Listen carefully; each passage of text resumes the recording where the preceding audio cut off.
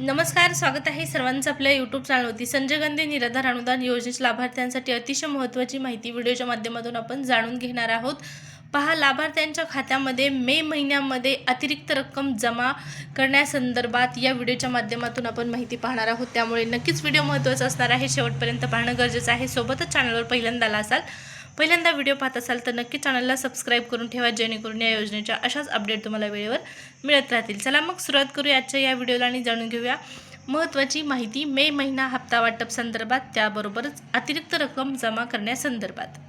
तर या ठिकाणी पहा, राज्यातील सर्व दिव्यांग बांधवांना एका तर पहा, या ठिकाणी स्क्रीनवरती तुम्हाला एक शासन निर्णय दिसत आहे आणि ज्या शासन निर्णयाच्या माध्यमातून हप्ता वितरित करण्यासाठी मे हप्त्यासाठी या शासन निर्णयामध्ये तुम्हाला निधी मंजूर करण्यात आलेला दिसत आहे. पहा, मे महिन्यामध्ये लाभार्थ्यांच्या खात्यामध्ये निधी वितरित करण्यासाठीचा जो निधी आहे, म्हणजेच हप्ता वितरित करण्यासाठीचा जो निधी आहे तो 30 एप्रिल रोजीच मंजूर करण्यात आलेला आहे. मे महिन्यामध्ये पहिल्यांदाच असं झालेलं आहे की महिना सुरू होण्याअगोदरच पुढच्या महिन्याचा हप्ता वितरित करण्यासाठीचा निधी आलेला आहे. आणि सगळ्यात महत्त्वाचं म्हणजे पहा, या महिन्यामध्ये जो निधी वितरित करण्यात येणार आहे त्यामध्ये मागच्या 2 महिन्यांचा ज्या दिव्यांग बांधवांना निधी आलेला नव्हता, कोणत्या महिन्यापासून तर मार्च आणि एप्रिल या 2 महिन्यांचा निधीसुद्धा दिला जाण्याची शक्यता आहे. पहा, मुख्यमंत्री माझी लाडकी बहीण योजनेच्या लाभार्थी महिलांना सुद्धा थकीत हप्ते किंवा मागचं अनुदान दिलं जात आहे. मग संजय गांधी निराधार अनुदान योजनेतील इतर लाभार्थी असतील किंवा दिव्यांग बांधव असतील, या सर्व लाभार्थ्यांना सुद्धा जर काही कारणास्तव मागच्या महिन्यात हप्ता जमा झाला नसेल तर चालू महिन्यामध्ये त्यांचा तो हप्ता जो आहे तो चालू महिन्यामध्ये ॲड होऊन जमा व्हायला पाहिजे. आणि त्याच पद्धतीचं काहीसं या महिन्यामध्ये होण्याची शक्यता आहे. कारण पहा, ज्या लाभार्थ्यांना आतापर्यंत पैसे आलेले नाहीत त्या लाभार्थ्यांचा काहीतरी प्रॉब्लेम आहे. त्यामुळे म्हणजेच काय प्रॉब्लेम आहे तर तुमचं कागदपत्रासंदर्भात असेल, आधार व्हेरिफिकेशन संदर्भात असेल, नावासंदर्भात काही चूक असेल, तर अशा छोट्या गोष्टी आहेत. डॉक्युमेंट अपडेट संदर्भात, तर या बाबींसंदर्भात तुमची काही कमी राहिलेली आहे, तुमच्याकडनं या गोष्टी अपूर्ण आहेत, त्यामुळे तुम्हाला पैसे आलेले नाहीत, हे क्लिअर होत आहे.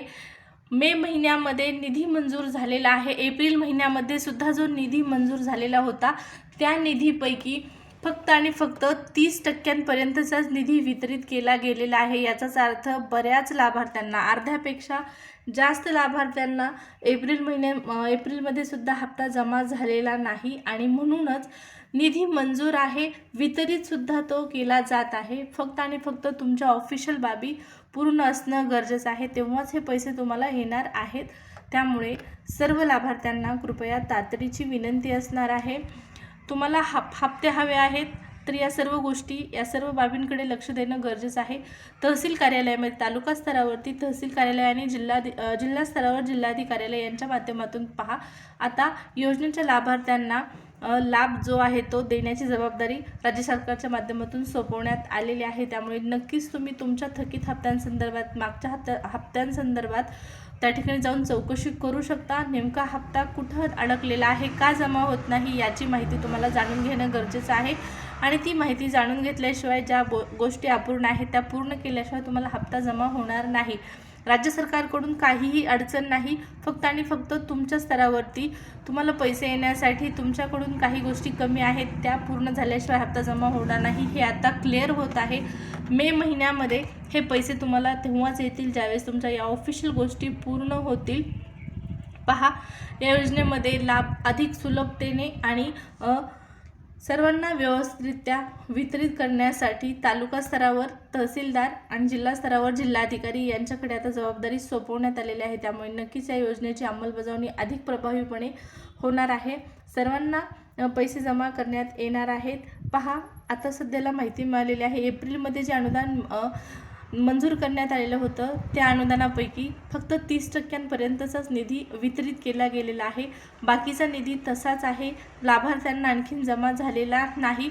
आणि अशातच मे महिन्याचा सुद्धा निधी मिळालेला आहे, म्हणजे मंजूर झालेला आहे. आता हा निधी वितरित होणं बाकी आहे.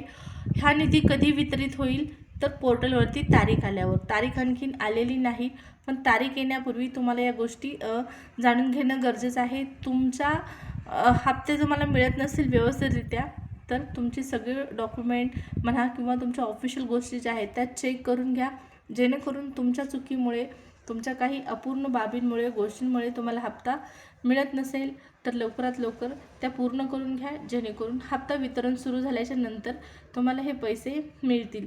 मला तर असं वाटतं, जर या गोष्टीमुळे तुम्हाला हप्ते येत नसतील तर मे महिन्याचा हप्ता 8 दिवस उशिरा आला तरी चालेल, कारण सर्वांच्या सर्व गोष्टी पूर्ण झाल्याच्या नंतर हप्ता वितरण झालं तर खूप चांगलं होईल, कारण सर्वांना पैसे मिळतील. पहा, आपल्याबरोबर इतरांचाही विचार केला पाहिजे. तुम्ही एकट्याने जर तुमचे पैसे आले नसतील, तुम्ही KYC केले, समजा तुमचे KYC अपूर्ण असल्यामुळे तुम्हाला पैसे येतील आणि इतर लाभार्थ्यांच्या काही अडचणी असतील, काही गोष्टी बाकी असतील, तर त्या पूर्ण न झाल्यामुळे त्यांना या महिन्यातसुद्धा हप्त्याला मुकावं लागेल. असं होऊ नये, त्यांच्यासाठी आणखीन 2-3 दिवस जरी हप्ता उशिरा मिळाला तरी हरकत नाही, पण सर्वांना हप्ता वेळेवर म्हणजे सर्वांना मिळालाच पाहिजे, हेही तितकंच महत्त्वाचं आहे. पहा, हप्ता आज उद्या वितरणासंदर्भातली तारीख देखील आपल्याला पाहण्यास मिळू शकते. 10 तारखेच्या आसपास हे वितरण होण्याची शक्यता नाकारता येत नाही. पाहू आता प्रत्यक्ष प्रोसेस कधी सुरू होते.